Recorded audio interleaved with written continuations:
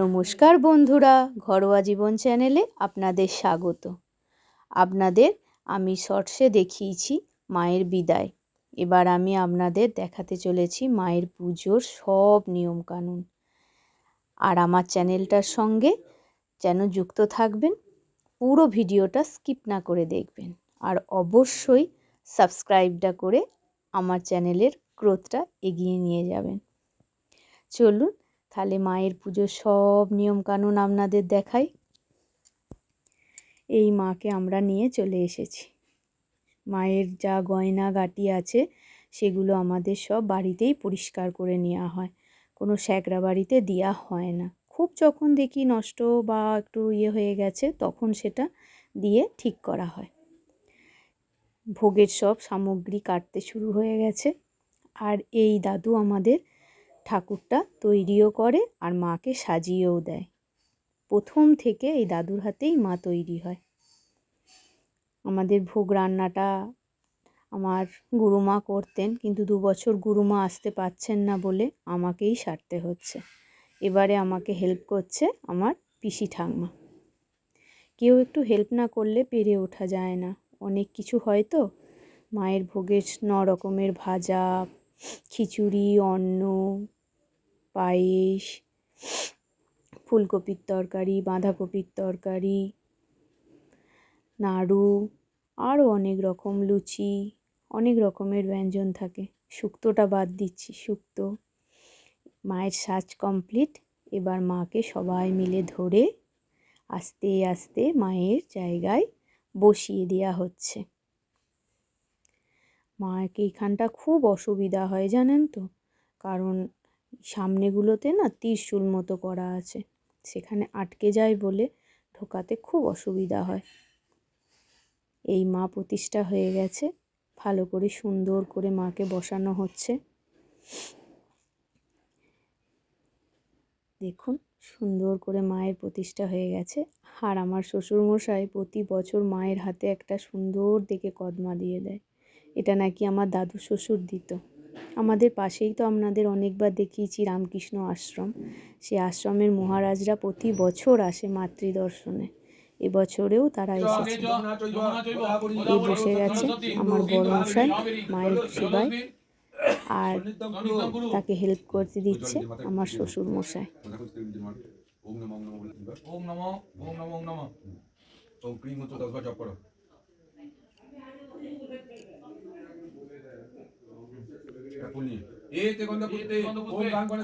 গ্রামের সবাইকেই আমরা এই পুজোতে বলে থাকি, আর সবাই আসে, মায়ের পুজোও দিয়ে যায়।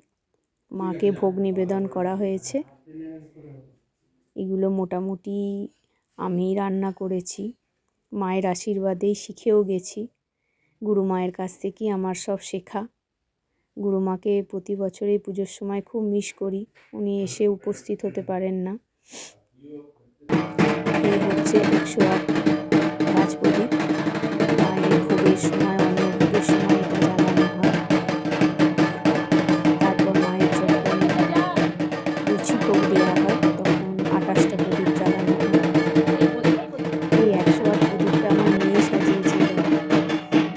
প্রত্যেকটা তুলোতে তেল দিয়ে দিয়ে বসিয়েছি, কিন্তু জ্বালাবার আগেই সে ঘুমিয়ে গেল। অনেক রাত হয়ে যায় তো, জেগে থাকতে পারে না। এটা আমার ঠাকুর দাদু। সেই যবে থেকে পুজো হচ্ছে তবে থেকে এই দাদুই ঢাক বাজায়। খুব বয়স হয়ে গেছে। এবারে বলছিল একটা ফটো তুলে রাখ। এই আরতি শুরু হয়ে গেছে মায়ের। আমাদের মা ঘরেই প্রতিষ্ঠিত, সারা বছর এইভাবেই থাকে। মাকে দুবেলা সেবা দেওয়া হয়, আর বিকেলে শীতল হয় মায়ের। প্রতিদিনই এরকম সন্ধ্যেবেলায় মায়ের আরতিও হয়। যে কোনো সুবিধা অসুবিধায় মা সবসময় পাশে থাকে মানুষের, সবাই জানে সেটা।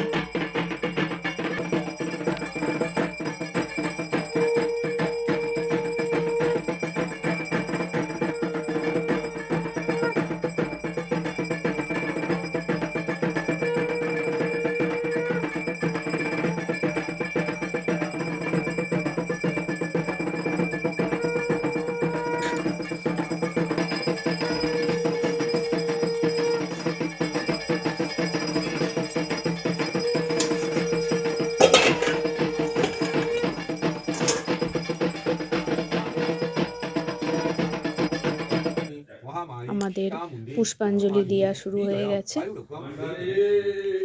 আমার মা, ছোটো মা আর আমি তিনজন মিলেই পুষ্পাঞ্জলি দিচ্ছি। এবারে আর সেরকম কেউ আসতে পারেনি। মায়ের পুজো শেষ দিক চলে এসেছে। এই মায়ের এবার আগেই বলেছি লুচি ভোগ দেওয়া হয়। এই লুচি ভোগ দেওয়া হচ্ছে, তার সঙ্গে 28টা প্রদীপ জ্বালানো হচ্ছে। এইভাবে মায়ের পুজোর প্রত্যেকটা নিয়ম আমরা পালন করে থাকি। সারা বছর মা এইভাবেই বিরাজমান। আর এবার আমার শ্বশুরমশাই হোমের কাঠ দিয়ে হোমকুণ্ডলীটাকে সুন্দর করে সাজিয়ে নিচ্ছে হোম স্টার্ট করার আগে। এই হোমটা কিন্তু শরীরের পক্ষে খুব উপকার, জানেন? হোমটা যখন হয়, এই ধোঁয়াটা শরীরে গেলে বলে শরীরের অনেক রোগ নাকি বিনাশ হয়ে যায়, শরীরের খুব উপকারে লাগে। আমার বর তো অত পুজো করে না, শ্বশুরমশাই তাই হাতে কলমে ধরেই ওকে শেখায়। পুজোর প্রতি অত ইন্টারেস্টও নেই, মায়ের পুজোটা একটু মন দিয়ে করে। এখনকার দিনের মানুষ পুজো করার সময় কোথায় বলুন?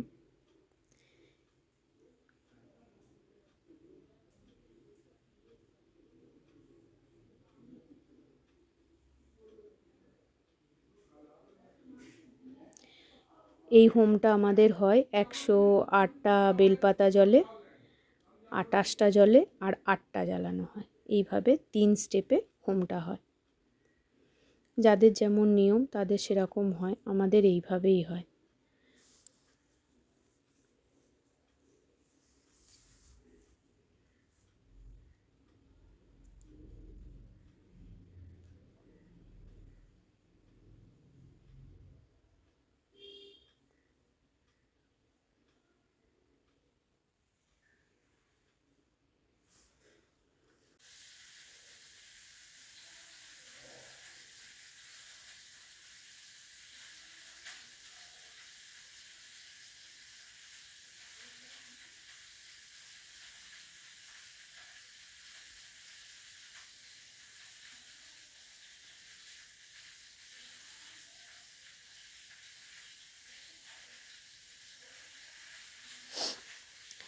এবার হোমের সব গ্রহদেরকে দেয়া হচ্ছে। যে গ্রহগুলো আছে তাদের সব আলাদা আলাদা কাঠ আছে, সেইগুলোকে নাম দিয়ে দিয়ে প্রত্যেকটা কাঠ জ্বালানো হচ্ছে। হোমের একদম শেষ মুহূর্তে আমরা এসে গেছি। এবার হোমটাতে আহুতি দিয়ে দেওয়া হবে ব্রহ্মাদেবকে। কলা, চেলি, বাতাসা সব রকম দিয়ে ব্রহ্মাকে আহুতি দেওয়া হলো। আমরা একদম পুজোর শেষ ফিনিশিংয়ে এসে গেছি। আর পুজো শেষ হতে মিনিমাম রাত 1:30 বেজেছিল। তারপর আমরা সব ভোগ প্রসাদ খেয়ে তারপর রেস্টে গেছি। আপনাদের আমার ভিডিওটা কেমন লাগলো কমেন্ট বক্সে জানাতে ভুলবেন না কিন্তু। আর অবশ্যই আমার চ্যানেলটা সাবস্ক্রাইব করে দেবেন।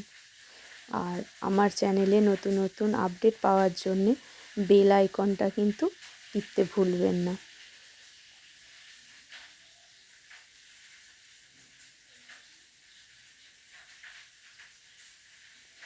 এই আহুতি দিয়ে দেওয়া হলো। এবার একটুখানি এখান থেকে কাঠ তুলে আমাদের যে কপালের যে হোমের টিপ পরানো হয়, সেই হোমের টিপটার করার জন্য এটা রেডি করছে। আর শেষকালে হোমটা ঠান্ডা করার জন্যে দুধ আর দই দেওয়া হবে।